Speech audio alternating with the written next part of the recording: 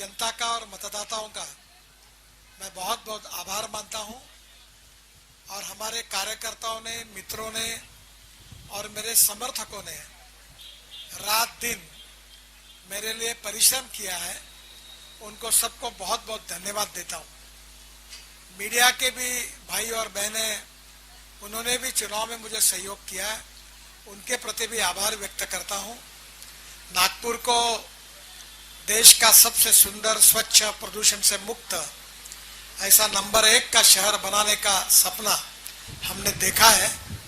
मैं फिर से एक बार उस सपने को पूरा करने की कोशिश करूंगा और नागपुर और विदर्भ में औद्योगिकरण होकर यहाँ के लाखों युवाओं को रोजगार कैसे मिलेगा और यहाँ के किसानों की उन्नति कैसे होगी, इसको भी प्राथमिकता दूंगा। विदर्भ के विकास के लिए कार्य करना तो मेरी प्राथमिकता है ही, पर मैं अपने को केवल विदर्भ तक नहीं मानता हूँ।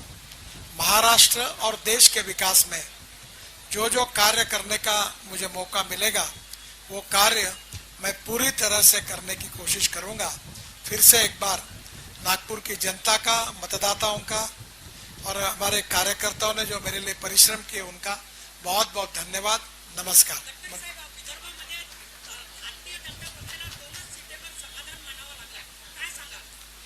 मैं केवल आभार व्यक्त करने के लिए आपके सामने बोलने के लिए खड़ा हूं, बाकी सवालों का जवाब बाद में दूंगा। आज लाउड स्पीकर है इसलिए सुन रहे हैं, फिर कान को लगाएंगे तो आपका ग्रहण करने की शक्ति और बढ़ेगी, तो आपको ठीक से समझ में आएगा, आप विचार करोगे।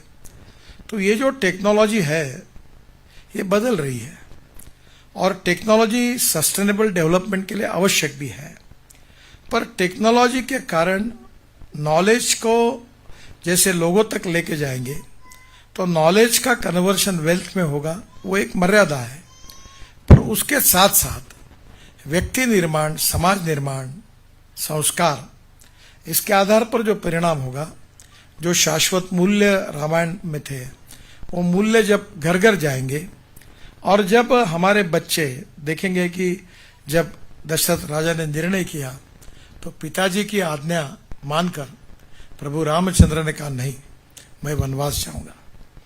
आज के जमाने में अगर ऐसी स्थिति होती कि पिताजी कहता कि मैं घर दूसरे को दे रहा हूं, तो तुरंत दूसरा भाई वो पिताजी की गच्ची पकड़ लेता या दूसरे भाई को पीटता, क्योंकि संस्कार नहीं है।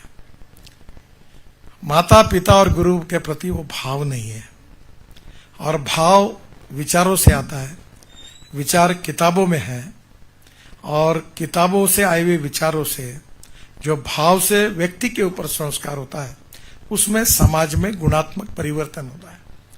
और ये परिवर्तन होते जाते हुए एक बार हमारा समाज पूरी तरह एक ऐसी सोसाइटी बने जो विश्वगुरु बने, यही हमारा भाव है। आज हमारा आयुर्वेद, योग विज्ञान विश्व के आकर्षण का केंद्र है। आज हमारे यहाँ इंडोनेशिया में, अफगानिस्तान में कनिष्क करके एयरपोर्ट, ये एक बिल्डिंग का नाम है। इंडोनेशिया में जकार्ता में जाइए, सब रामायण महाभारत वहां है। आप बाली में जाइए, आज भी रामायण खेलते हैं। मैं इंडोनेशिया में गया था, वहां का एक बहुत बड़ा एक्सप्रेस हाईवे था, तो देखने के लिए पहली बार मंत्री बना तो मैं उधर गया था। तो वहां जो इंजीनियर था वो मुस्लिम था, चीफ इंजीनियर। तो वो मुझे बता रहे थे कि हमारे घर में ये पद्धति आई है कि हम रामायण पढ़ते हैं। तो मैंने कहा आप तो मुस्लिम हैं, रामायण क्यों पढ़ते हो? बोले रामायण हमारी विरासत है, रामायण हमारा इतिहास है, और रामायण ने हमको संस्कार दिए। आज भी इंडोनेशिया में, मलेशिया में, साउथ ईस्ट एशिया में ये पहुंचा है।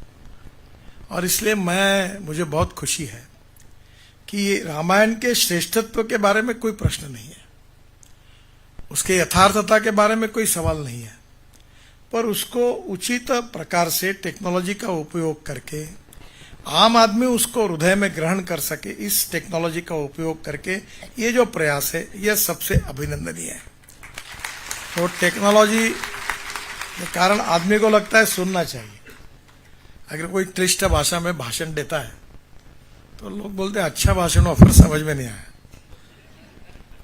किताब कितना भी अच्छा हो, कुछ विद्वान भाषण सुनते हैं, बोले बहुत विद्वान है। बोलना क्यों? बोले इनके भाषण में कुछ समझ में नहीं आया। तो जो सिंप्लिसिटी है, जो टेक्नोलॉजी का ट्रांसफॉर्मेशन है, बहुत आसान है और उनकी मातृभाषा में है।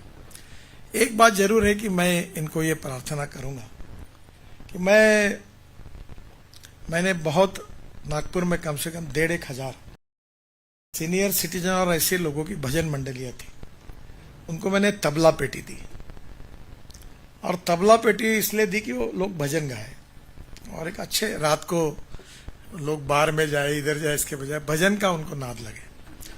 तो मैंने एक बजेरिया में एक मंदिर है, दयाशंकर तिवारी जी ने बना था, मैं वहां गया था। तो उन्होंने कहा कि मंदिर का उद्घाटन करना है। मतलब उद्घाटन के लिए मैं नहीं आता, मैं दर्शन करने आता हूँ। तो बड़ा कार्यक्रम हुआ। तो मंदिर हनुमान मंदिर था। तो मैंने आपकी हनुमान चालीसा जो खरीदी थी, इसे 10-20 मेरे पास किताबें थी, तो मैंने उस मंडल को दी। तो मंडल को देने के बाद अभी वो जो हनुमान चालीसा है उसका फायदा ही हुआ कि रोज शाम को महिला और पुरुष वो एक एक उसका जो श्लोक है वो सुनते हैं, पढ़ते हैं, जो गीत होते हैं वो सुनते हैं। तो उनके कानों तक, उनके मनों तक और उनका भाव उनके व्यक्तित्व को बदलने तक उसका उपयोग हुआ। अब मुझे कोई वोट देता है और उसको खाना खिलाना है या दारू पिलाना, मैंने देना नहीं, जो देना है तो देने मत दे। पर मैंने उसको ये कहा कि नहीं, ये स्कूलों में जाना चाहिए। तो मैं आपको एक ही मेरी रिक्वेस्ट करूंगा कि कोई चैरिटेबल ट्रस्ट है, मंडल है, क्यों आपने पैसे कमाने ही चाहिए, उसमें कोई दुमत नहीं है। पर जितनी ज्यादा कॉपीज निकलेगी, बेची जाएगी, उतना आपका प्रॉफिट बढ़ेगा। थोड़ा सा मैं इंडस्ट्री इकोनॉमिक्स को जानता हूं। तो 5,000 कॉपी होगी तो आपकी प्राइस, और 5 लाख होगी तो प्राइस में फर्क आएगा। तो थोड़ा सा गरीब से गरीब समूह तक आपका प्रोफेशनल इंटरेस्ट बिल्कुल मानता हूं मैं, क्योंकि उसके सिवा होगा नहीं। तो धीरे धीरे इसकी कॉपियां बढ़ाकर जो स्कूल्स खरीदी करेगी, कॉलेजेस खरीदी करेंगे लाइब्रेरी के लिए, उनको रेट का अलग रेट दीजिए। जो मंदिर खरीदी करेंगे, ट्रस्ट खरीदी करेंगे, उनको अलग रेट दीजिए। जो इंडिविजुअल खरीदी उनको अलग। जितना प्रिंटिंग बढ़ता जाएगा उतना आपकी कॉस्ट भी कम होती जाएगी। और एक बात जरूर है कि पैसा तो मिलेगा ही। जैसे आपने इतना टर्नओवर किया, इतना प्रॉफिट कमाया, ये जितना बैलेंस शीट पर इंपॉर्टेंट है,